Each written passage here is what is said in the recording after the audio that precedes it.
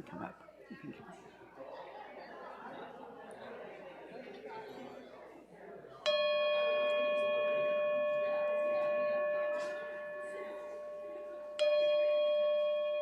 Come on back. That's good. That's good. Come on back.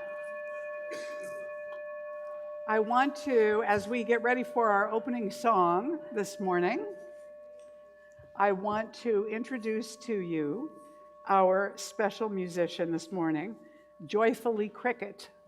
And Cricket has been with us before, so it's lovely to welcome her back. She is an inspirational singer-songwriter and a certified spiritual life coach. She lives up in Sebastopol. Her purpose and mission is to uplift and empower people to express their own unique gifts and create a harmonious world that works for everyone. Sounds good? So this is her opening song, and it's an easy one to learn and to sing, so just stand up and let her lead us through it right now. I am opening. I am opening to the love of Spirit. I am opening to the love of God. I am opening to the love of Spirit. I am opening to the love.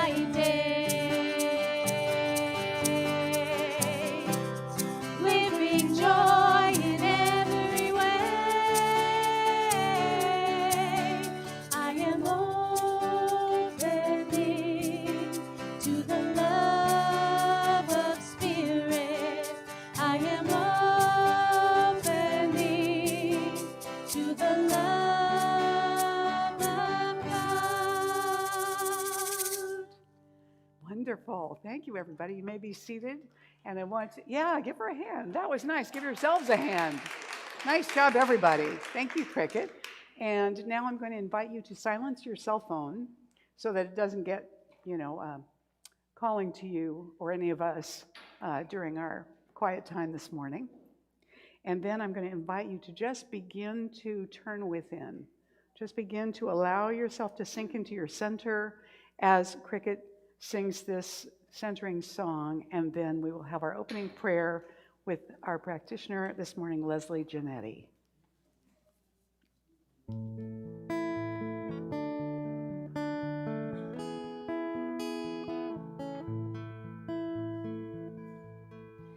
At the center of my being there is love. At the center of my being there is love. This love is perfect. This love is in me. At the center of my being there is love. At the center of my being there is peace. At the center of my being there is peace. This peace is perfect. This peace is in me. At the center of my being there is peace. At the center of my my being there is love.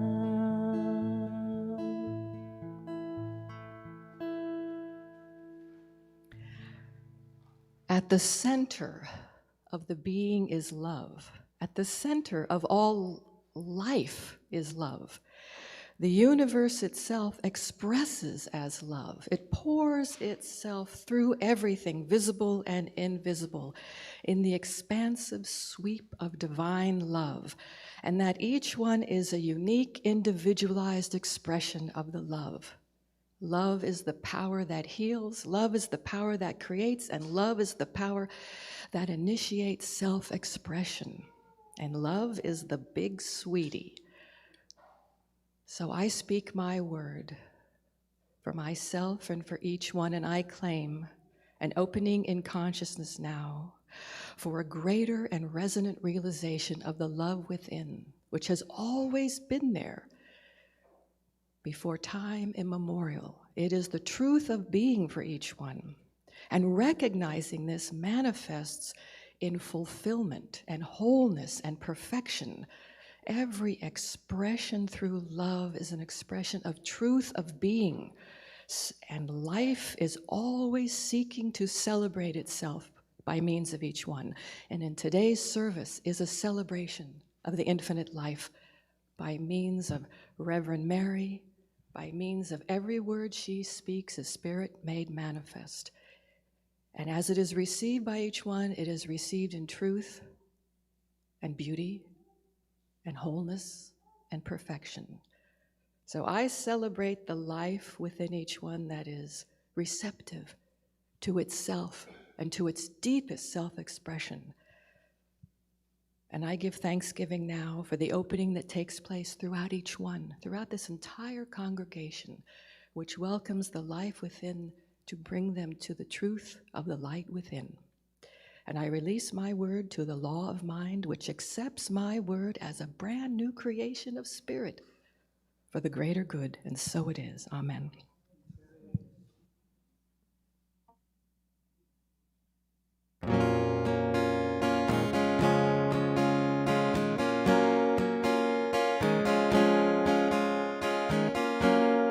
Days they come and days they go.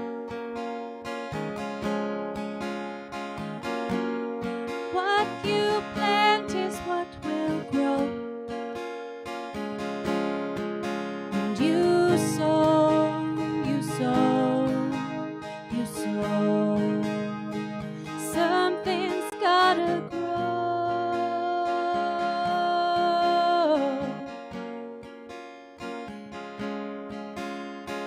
So you want it all, give it all you are.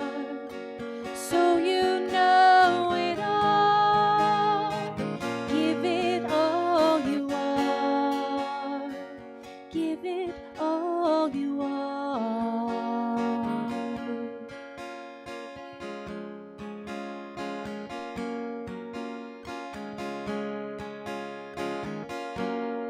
Time feels fast and time feels slow. The clock ticks by, I watch it go.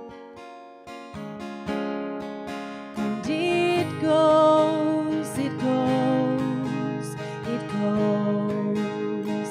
Something's gonna grow.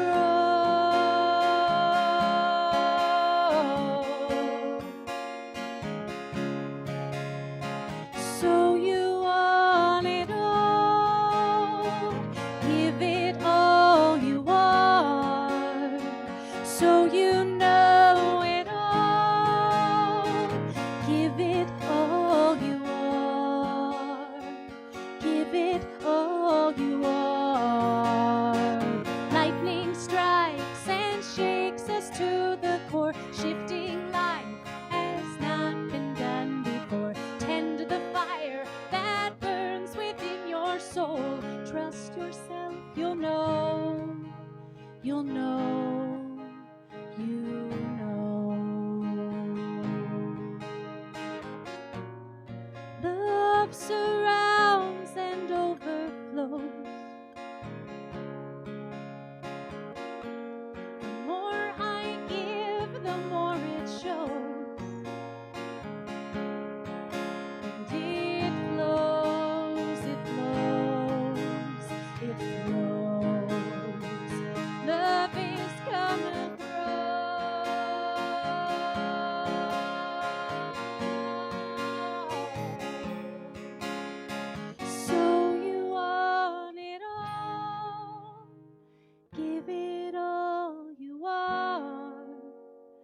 so you know it all. Give it all you are, so you want it all. Give it all you are, so you know it all. Give it all you are, give it all you are.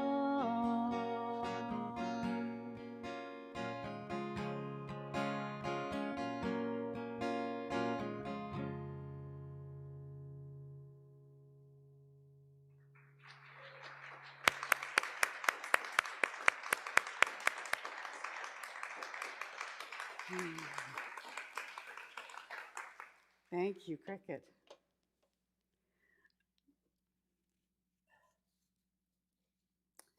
It's a wonderful thing to grow up and be able to remember what it was like to be a child. And sometimes we need the reminders of our own children to recognize the uniqueness of our thinking and perception when we're little, when we look at the world in a logical sort of way, but we haven't had all of the world's opinions piled on us yet. So there's a story about a lady who was at the gym, and she had her little boy with her, and he was about 4. And at the end of the workout, when she went back into the locker room, he was waiting for her, but he got tired of waiting for her, and so he went in to the ladies' locker room. And there were shrieks and running and things happening as women in various states of undress went for towels and clothing and so on. And he stood there completely confused, and he said, "What's the matter? Haven't you ever seen a little boy before?" You know, it's very helpful for us to recognize the wholeness with which we see the world and the acceptance with which we see the world when we're little kids. I don't know about you, but I instantly have opinions about people and situations and relationships and things. Anybody else notice that? Before you even have a chance to think about it, you have an opinion, it seems like. And yet, here was this little guy looking just with fresh eyes and no particular opinions or judgments at the world around him and being baffled by what he was seeing. Like, why am I scary? You know, I'm just a little boy. So I think that when we look at living from the heart of wonder, it's looking at the world in that kind of way, finding a way to savor and appreciate the things that are showing up around us in the world that we've come to take for granted. So over the course of this month of living from the heart of wonder, I've been talking about deepening our relationships first with ourselves, then with those that are close to us, then with community, then with the universe, and finally to all of it, really, to everything that is. So we're deepening our relationship to all that is. It's kind of a lot to try and take it all in at once. There was a minister in Hawaii who is part of our movement who referred to God, the infinite, the mystery, the one, whatever you want to call it, as Big Sweetie. Big Sweetie. And that gave me a particular image of what this presence meant to her.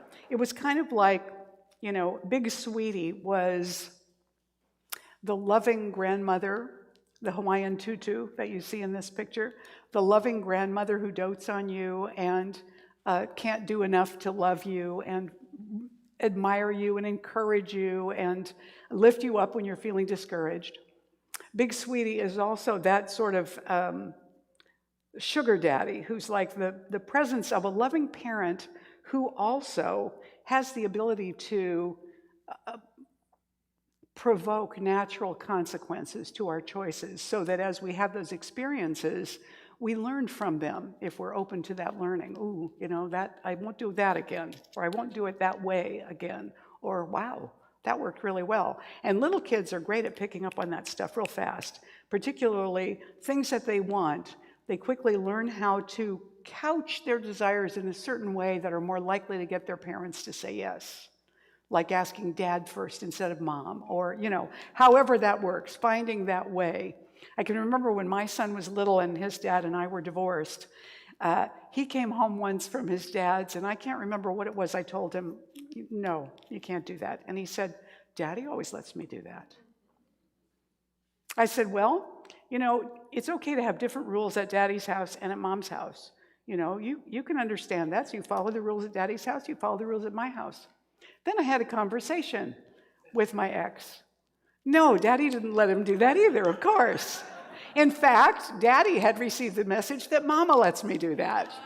So, whatever works, we find our ways, right, to try and couch things. And sometimes we tell people things in such a way as to try and manage their response to it before they have it. So we'll say it in such a way that it maybe sounds a little more inviting or better than it really is, or we don't quite give away what our ulterior motives are. Although people have a sense that there's an ulterior motive, they may not know what it is.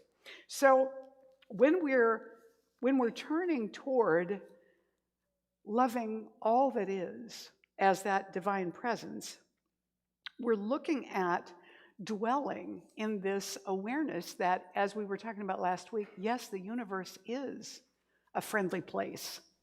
And as we begin to look at it through those eyes, we start to see all the beauty and all the gifts and all the delight that has been provided for us in this world. Even in difficult conversations, the fact that we can communicate with one another, the fact that somebody's listening to us, that they're interested enough to argue with us, is a gift in itself. Our founder, Ernest Holmes, says, love is a synonym for God. And God is love, the universal outpouring of the Spirit through law, wisdom, life, and action. So God knows us in love. And we know God only through love. When we love humanity, we're loving God in and through others. And Brew Joy once said, to be quickened by love, the unconditional radiance that emanates from the heart, moves us into a transformative process. It is the energy that uplifts downcast eyes, heals the pain of struggle, and nourishes the soul in its own venture to unite with spirit. This morning, I was feeling rather annoyed with myself. I was noticing that I was plumper than I want to be. And I had a whole list of things to be upset about around that. And as I was feeling worse, as I was thinking about that and, working on making myself feel bad, it dawned on me that I was making the whole thing up in my head, really.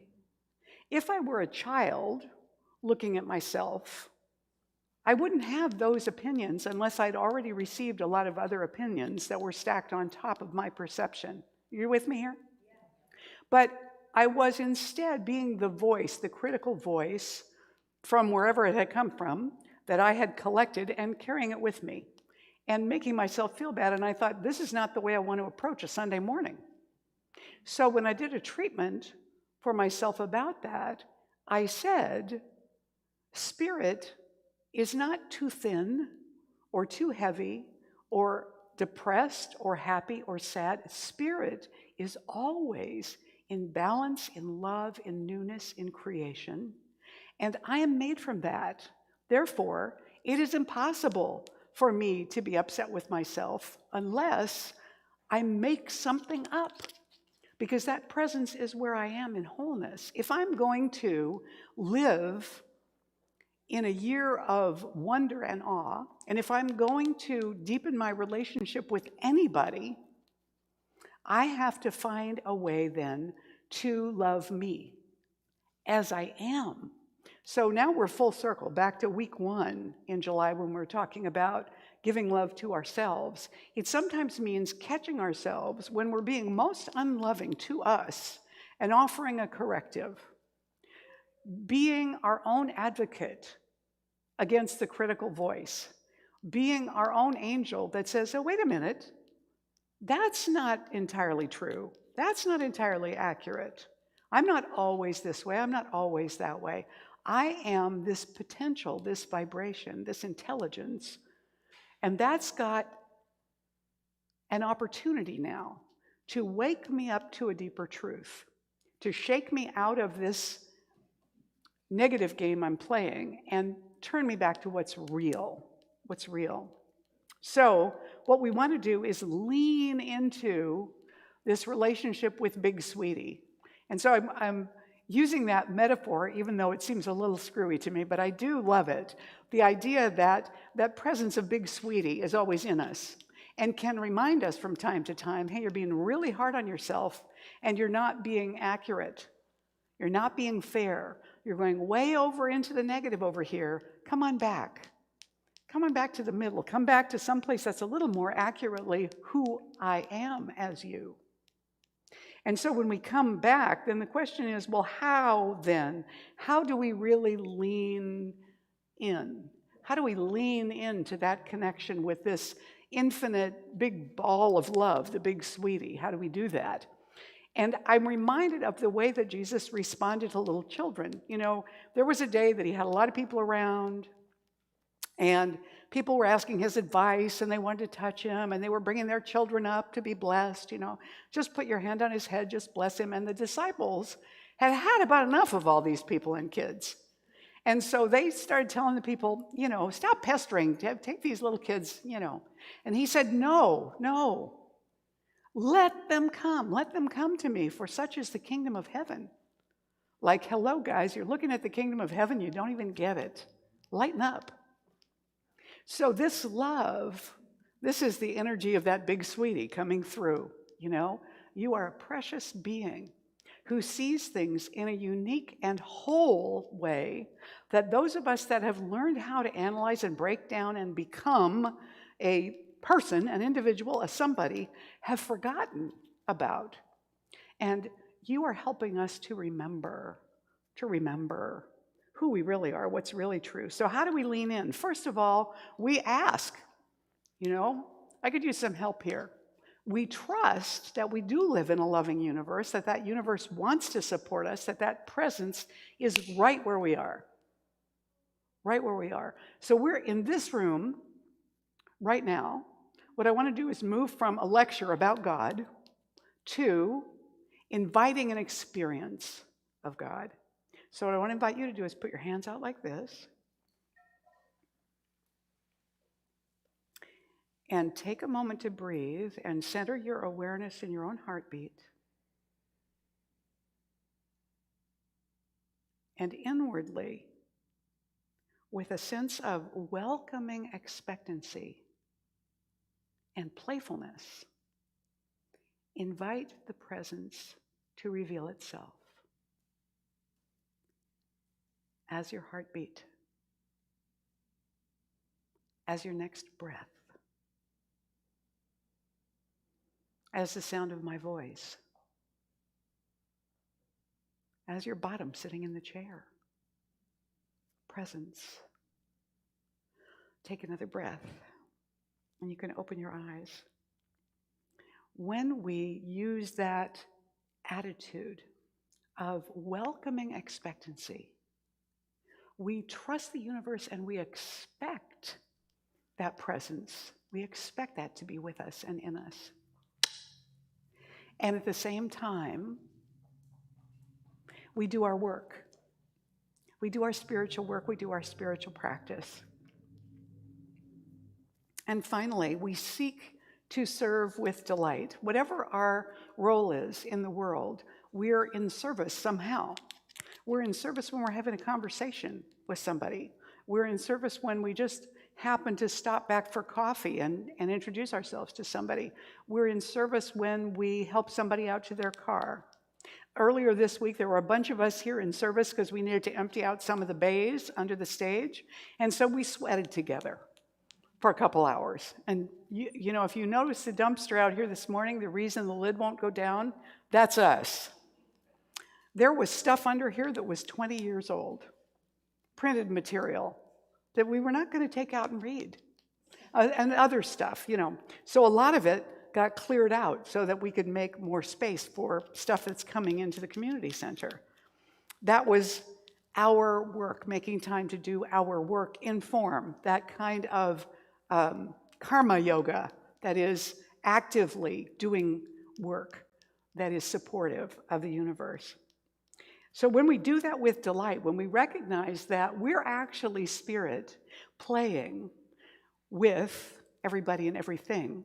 And when we're in the midst of that playing, what we're doing is we're living in delight as spirit towards spirit who's responding to us. Yes? I mean, there's nobody else anyway, right? Who could you possibly be interacting with and serving? And who could you possibly be other than the divine? When I was in ministerial school, I was asked to substitute at a conference as a speaker for one of our ministers who couldn't get there. I think he was snowed in or something back at home. No, that couldn't be. It was a summer conference. Maybe he was sick. I don't know. He couldn't come. But I was a senior in a ministerial school, and I was asked to give the talk, and the title was Into the Presence. Into the Presence. And so I started working with this title, which wasn't mine.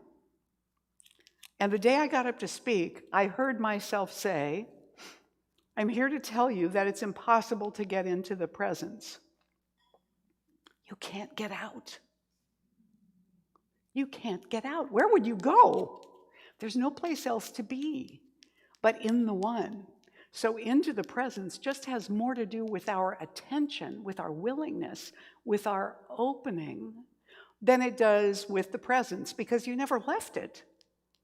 And you can't get away from it because it's what you're made of, the presence. If God is omnipotent and omnipresent means everywhere. It doesn't mean that presence ends at the boundary of your skin. Even your heartbeat doesn't end at the boundary of your skin. The vibration actually gets measured outside your body. And it continues, that vibration of your heartbeat, it continues through the universe in subtler and subtler ways. So Eric Butterworth, the Unity minister, said once, God is not in you like a raisin is in a bun, somewhere. God is the wholeness of who you are. God is the wholeness of the group, of the building, of the place. There's nowhere we look that isn't that. So anything and anyone that we love, it is God loving God, God being recognized by God, God being noticed by God. There really is no place to go where there isn't an opportunity to love, even if it's loving your mask as you put it on, because what else could it be but that omnipresence showing up as that particular thing for you to serve you in that way at that time. Rumi said, your task is not to seek for love, but merely to seek and find all the barriers within yourself that you've built against it. Because love is always there. It hasn't gone anywhere. It isn't going to go anywhere.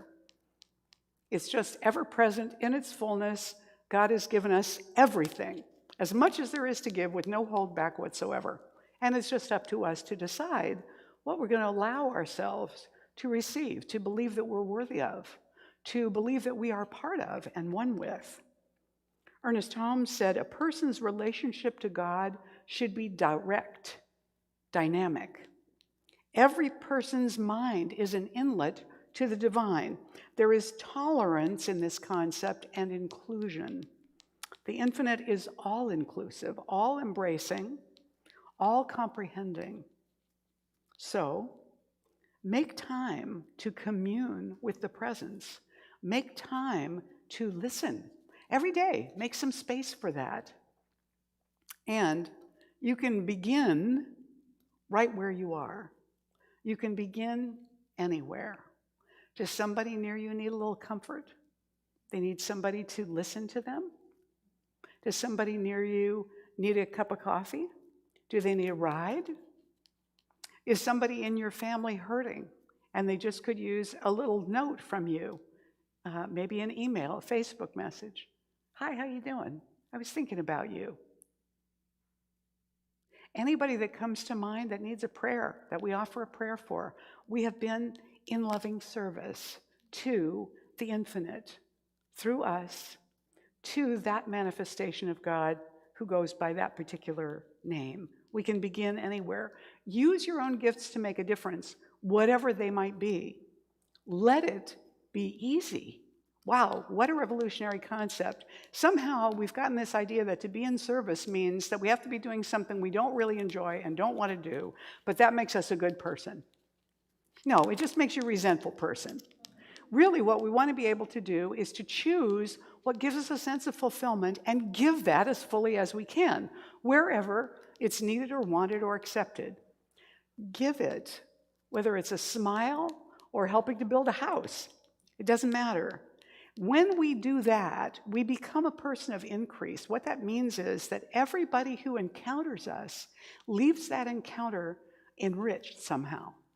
Even if all they did was ride in the elevator with you and you never said a word to them, or you stood next to them in a line somewhere at Costco, that somehow your very presence and the intention to be a blessing in the world changes the atmosphere around you and around them. Just enough.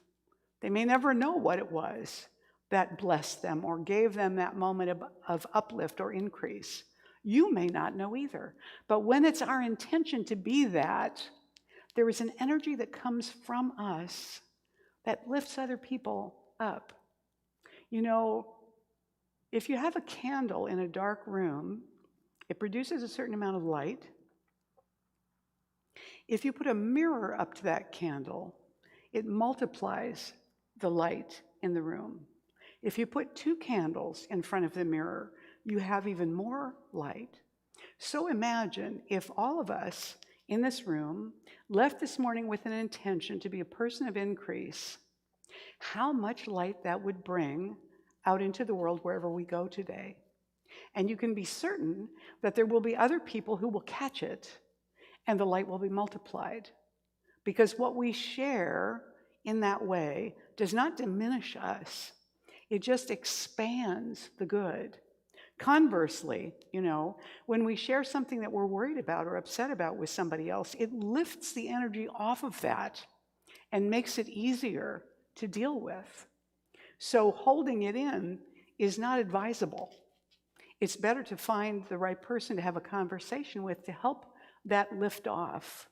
You know, little children at one time were given an exercise to do where they drew, these were kids that were dealing with fears. They had them all draw pictures of the monster they were afraid of to make it as scary as they possibly could. Well, here's the thing. No matter how big your imagination is, and no matter how great an artist you are, when you go to draw that horrible thing, it's on this limited size piece of paper or canvas or whatever it is. And no matter how big that is, it's not as big as your fear feels when you're looking at something that's really scary. So once you do that, it's not as scary anymore because now it has boundaries, it's limited. And so this was a therapy for little kids to draw the scariest monster they were afraid of and then to talk about it. And it lifted it off. Because if you can contain it on a piece of paper, how scary can it be? So God is anywhere we choose to jump in, any place we choose to begin, any little kindness we can offer, and that includes to ourselves. Hildegard of Bingen, who was one of the Rhineland mystics, said, God has arranged everything in the universe in consideration of everything else. No exceptions, nobody's left out. He also said, every creature is a glittering, glistening mirror of divinity. And everything that is in the heavens, she said, on earth and under the earth is penetrated with connectedness, penetrated with relatedness. You know, did you ever see the documentary about mushrooms? And how intertwined they are in the soil all over the earth, how they bring communication and nutrients and awareness and information to everything, especially other mushrooms, but to everything around them. They are like a web of love existing under the surface of the soil for everything that lives. And it's there for us as a pure gift. We never even have to know it's happening, but it is happening. That opportunity then allows us to recognize that what we want to be able to do is to cultivate our connection of love with everything that is, with our plants, with our pets, with our kids, with our neighbors, our colleagues, our coworkers, with our parents and our children and our siblings, particularly when those relationships are not so easy. To make a space within us, even at the times that we cannot be together because it's just too hard. But when we make a space of love within us, we still contain a sense of relationship and connectedness and relatedness. So even if that's all we can do, it counts. It matters. Macrina Wiederkehr wrote, in 7 sacred pauses, way down, underneath all the busyness, something or someone waits for us to come home to who we truly are. All it takes is slowing down, a simple pause, to get us in touch with the holy presence who keeps vigil with us. That holy presence is that larger awareness within us that knows who we are and simply witnesses everything that happens within and around us with complete acceptance and love. No worry, no concern, no condemnation. You can't offend the infinite. It is not possible. That presence, that infinite intelligence of love, is a part of everything, well, is the wholeness of everything it ever created. It has no worries about its creation. It knows what it's doing, probably better than we do. Mr. Rogers said, if you could only sense how important you are to the lives of those you meet, there is something of yourself that you leave at every meeting with another person. Now, what that means for us this morning is that as we're sitting here breathing in, breathing out, we are extending molecules of ourselves out into the room, and they're being taken in by everybody else. Meanwhile, we're taking in a combination of molecules of everybody who's here in this room. And in fact, the molecules of everybody who has ever lived and breathed in and out, those molecules still exist. We could be breathing in and out the molecules of Rumi and Jesus and Hildegard of Bingen and other God-realized beings who once lived on the planet. Galileo, Copernicus, Nikola Tesla. We're breathing in that combination of consciousness that wasn't even here yet when they came.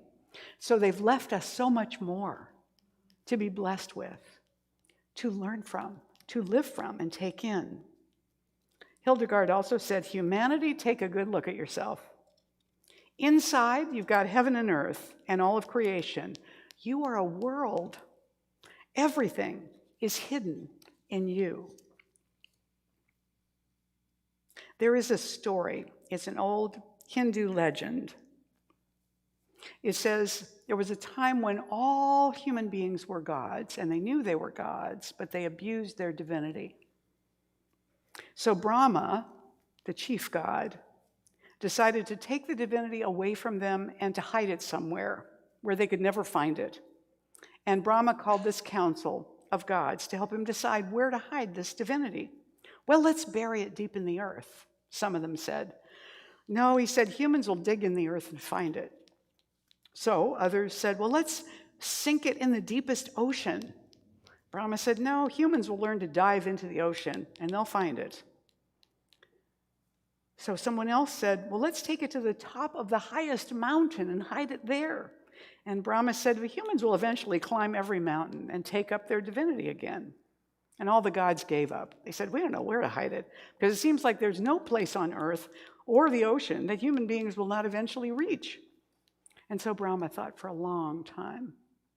And then he said, we will hide their divinity deep into the center of their own being. Humans will search for it here and there, but they won't look for the divinity inside their true selves. And all the gods agreed that this was the perfect hiding place, and so the deed was done. And since then, humans have been going up and down the earth, digging and diving and climbing, exploring and searching for something which already lies within themselves. you're carrying the divine presence within you. No exceptions. So I want to invite you to now turn within with me. Let's make a space. Let's make a space within us to notice, to observe, to be open and receptive to. There is one presence, one life, one mind. This is the presence and the life of God. It is our life right now. It is whole, complete, and perfect. And we are whole, complete, and perfect, just as we are, and just as we are not. Because this is true, I know that that presence is always ready to support our awakening, to support our realization, our willingness to surrender our littleness, our self-condemnation and doubt, to let it go into the mirages and the mist and the nothingness that it always was, and to become present to the light that is right there at the center of our being. To breathe it in and out, to claim for ourselves, I am determined to see the truth. I am determined to see the truth. I give thanks to know this truth persists and endures and never tires and never gets discouraged. I am grateful to know this truth is right here in this room, right here where I am, right here where you are. This presence is all there is, and we are that. I'm grateful to know this, to claim it, and to carry forth this energy of increase and love everywhere that I go. And I ask, I open to, I know that I can be reminded again and again and again. And in that remembering, recenter, and once again exude the goodness of blessings. So with great gratitude, I send this prayer forth. I let it go into the creative law of mind and spirit. I let it go knowing that the law responds with yes immediately. I let it go and let it be. And together, if you claim this as well, join me in saying, and so it is. Yes. Now I'd like to invite you to stand and join with me as we say the morning's affirmation together.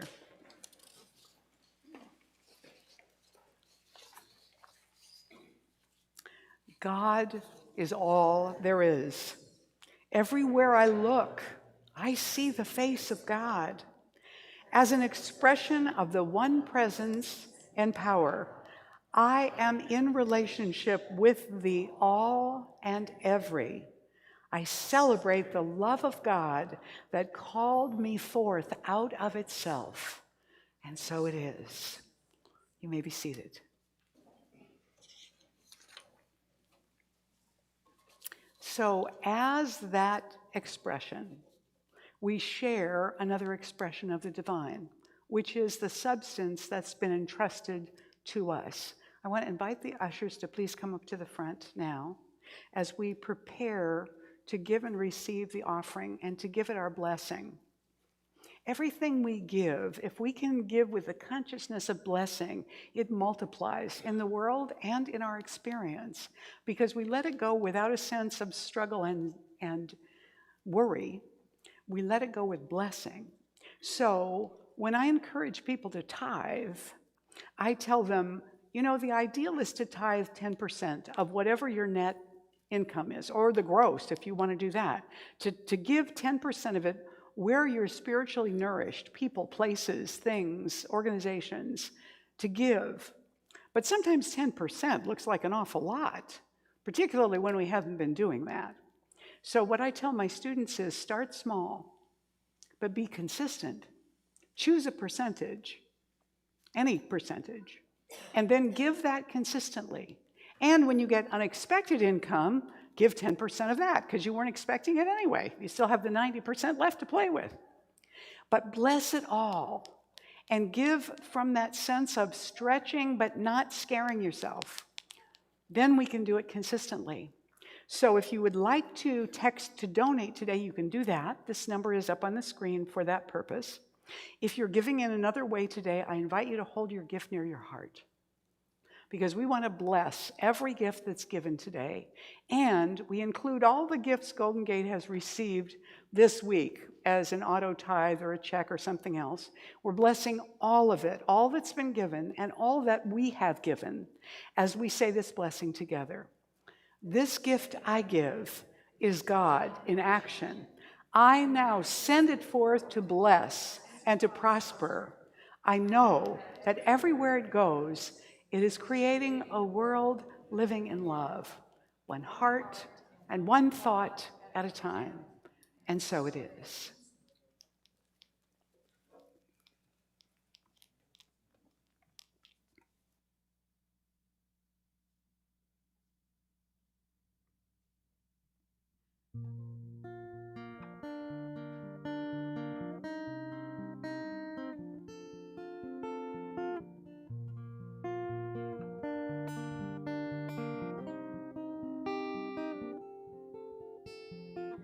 I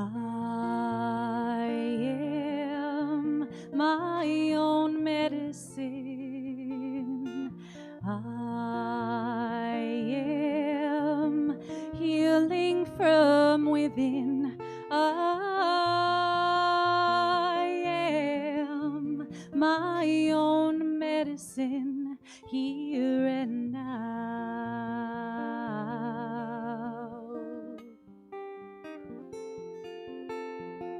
I trust my own wisdom.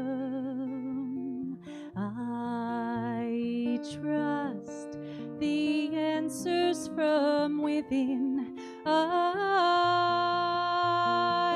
trust my own wisdom here and now.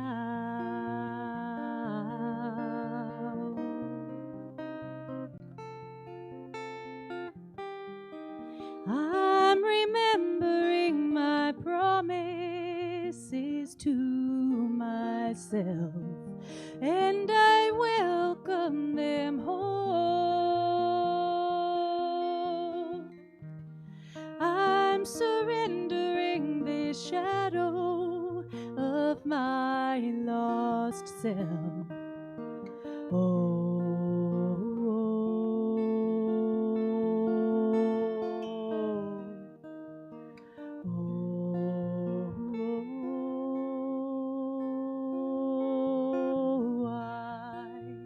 I am my own guru. I am guided to all truth. I am my own guru here and now.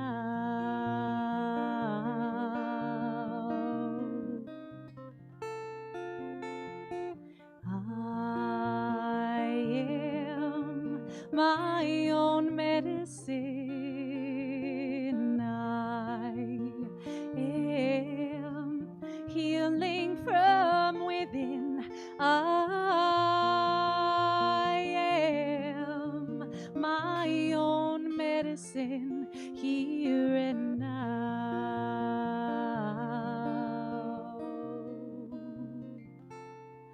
Here and now.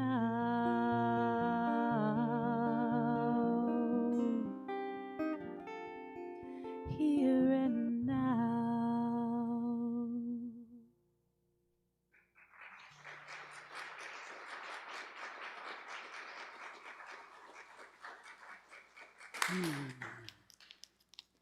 Thank you, thank you. So if you're, oh, no, gotta do this first. Yes. So all of us here together as one accept this offering. We are grateful to send this out in the world, representing all of us, to send it out into the world to bless and transform and heal everywhere it goes, beginning in this room with us. And so it is. Okay, now, if you're here with us for the very first time this morning, at this table in the back, there are welcome packets. And in the welcome packets, you'll find a blue card that looks like this, says welcome right on it. If you fill it out and turn it in back there, we're going to give you a little book as our thank you for you being with us today and our hope and invitation that you'll come back and be with us in the future. So you can see Galen waving the card and the book around back there in the back right now. And you can go and talk to her, and maybe she can give you a hand with that after the service. So thank you for being here with us. We really appreciate it. Now, I want to also thank everybody who is in service today. And Leslie actually did our opening prayer this morning. And in addition to Jim doing setup, Dana was here, Rick was here, William was here, Amanda was here. They were all, and Frank was here. They were all here helping with setup this morning. I didn't put all those names up there, but they were all here. And so I want to take this moment for us to acknowledge all of them.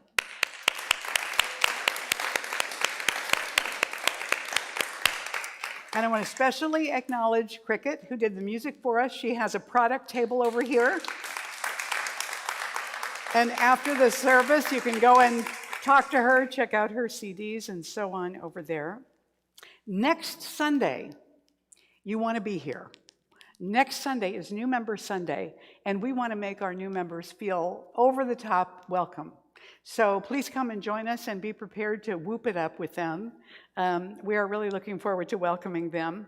And on Friday, this coming Friday, will be the new member reception. So we want to make sure that we let the leadership council, the practitioners, the team leaders, all know that that reception is taking place. And please, you all that I've named, RSVP to me one way or the other if you're coming or not, and let me know what potluck thing you're bringing in, if you can come early or late to help us with setup or takedown, because we don't want the new members to have to do anything but show up and get loved on. And so for all the rest of you, do come next Sunday. We will love on them some more, and you'll get to meet them. All right. Sunday snacks are definitely being welcomed. And if you, usually during the year, during the first 3 quarters of the year, we have people sign up. But during the summer months, we don't. During the summer months, it's kind of just, haphazard, popcorn, free-for-all. Bring lovely things that are growing in your garden or whatever and help share them. So we want to encourage you to do that. And you can talk to, I always say this and then she's not there because she's already managing the snacks in the other room. Paula, you. Anyway, Paula, you'll see her when she comes out the door. That's Paula. Talk to her about snacks. And also, you can talk to Paula about being on a Sunday team. You know the people who greet you when you come in on Sunday? Who give you your bulletin? The people who set up your snacks over here? The people who receive the offering? And the people who clean up the snacks? It's a great way to get to know other people in the congregation because you see their faces over and over again when they're coming in. Julie, Roby, and Linda are back here nodding because they've both done a lot of that over the years. So we encourage you to consider being on a Sunday team. It's one of the easiest ways to get involved, and you're only doing it once a month. Talk to Paula Yu if you want to do that. Also, I should put a picture of her up here since I can never find her in the room. And the free workshop, Quick Start, is coming up on August 14th with our wonderful prayer practitioner, Marilyn Letzos. It's going to be on Zoom, so no matter where you are, you can participate in it. It is 2 hours. You can register for it right now by emailing our administrator and just tell her you want to be in Quick Start. And so that's, her email is administrator@ggcsl.org. So Golden Gate Center for Spiritual Living.org, ggcsl. And she would love to have you there. Also, we're going to have our Fall Harvest Fair on the 21st of August. So that's in about 3 weeks or 4 weeks from today. And you can talk to Steve Einhaus if you have questions about it, or to Linda back here in the back. I think you're assisting, yes. So you can talk to one of them. But basically, we're going to do a contest this year, or several little contests. So there will be a prize for the most delicious dish, The most beautiful flower arrangement. What was the other one, Steve? I couldn't remember. We were talking about a third one. I don't know. Most beautiful vegetable or something, you know. Anyway, we're going to do some playful things and have rewards for the wonderful ones. So the tables will be set up here on the 21st with tablecloths and stuff. Bring your bounty and share it. You can leave some, you can take some. You know, that'll be the whole thing. So put it all up here, make it all beautiful for this Sunday morning celebration, and then after the celebration, come and see what's here that you might want to take home with you. Now, we give our climate action tips every single week, and this one has to do with home energy. Clean Choice Energy, or CCE, and it also goes by another name that's CCA, but didn't make as much sense to me. And it's about the way in which companies can consolidate power from the source and provide it, rather than directly from a power company. It comes directly from where the source is produced. And it saves money and produces clean energy. So if you want to find out more about that, you can go to interfaithpower.org, because there are a number of congregations participating in this. And you can learn more about that Clean Choice Energy. All right. And we're going to move our attention into prayer now. And this prayer is for our brothers and sisters in Ukraine, all of the people who are serving on both sides of this conflict, people who have been sent from Russia without knowing why they're going there and winding up fighting with people who may be their relatives even, because they're required to. There is a lot of emotional content. There is with any warlike conflict, but particularly in this situation. So I want to just enfold them together in our love. So please turn within with me. Oh, actually, let's have the practitioners all stand up. Why don't you just stand up where you are? You don't even have to move into the circle. Just stand where you are. These are our licensed prayer practitioners. And we join in consciousness together right now, all of us, in knowing that this one presence, this one life of love and intelligence is everywhere without exceptions.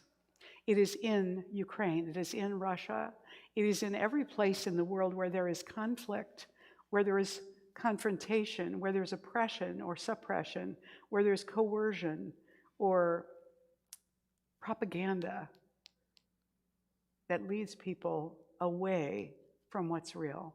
For all of this, and most especially for our brothers and sisters in Ukraine, we know that the presence of God is not in conflict. It is not struggling with itself. It's not opposing anything in itself. It is wholeness. It is clarity. It is truth. It is peace. It is power. It is consciousness. We call forth an awareness of this presence in our own being for Ukraine. We see Ukraine recovering, blossoming with flowers, clearing and cleaning and reestablishing even better than ever before. We see harmony being established in Russia and Ukraine. We see communication being clear. We see fear incrementally beginning to dissolve until it cannot be found.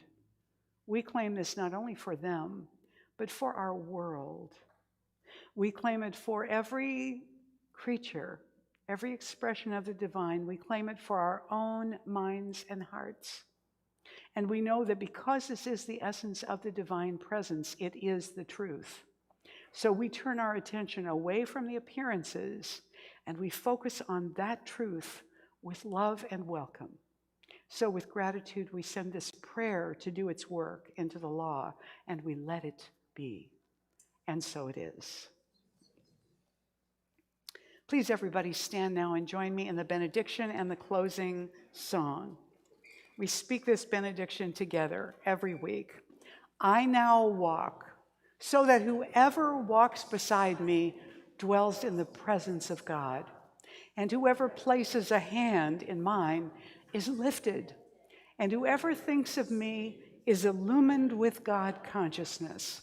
For spirit and all people and I are one eternally. And so it is. And join us in this final song. Cricket's going to lead us right now. It's called I Sing for Joy.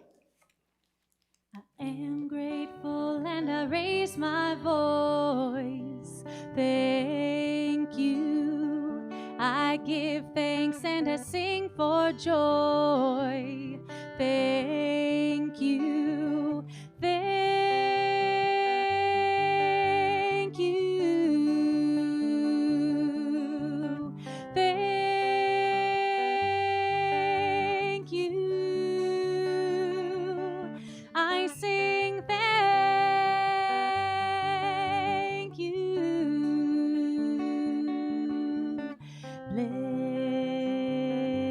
Blessed be. I am grateful and I raise my voice. Thank you. I give thanks and I sing for joy.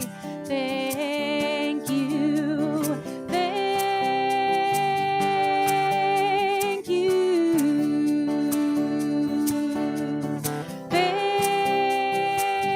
Thank you. I sing thank you.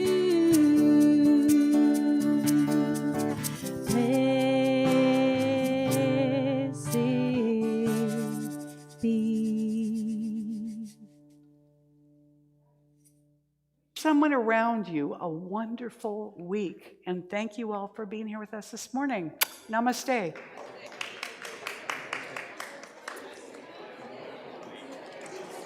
Mm-hmm.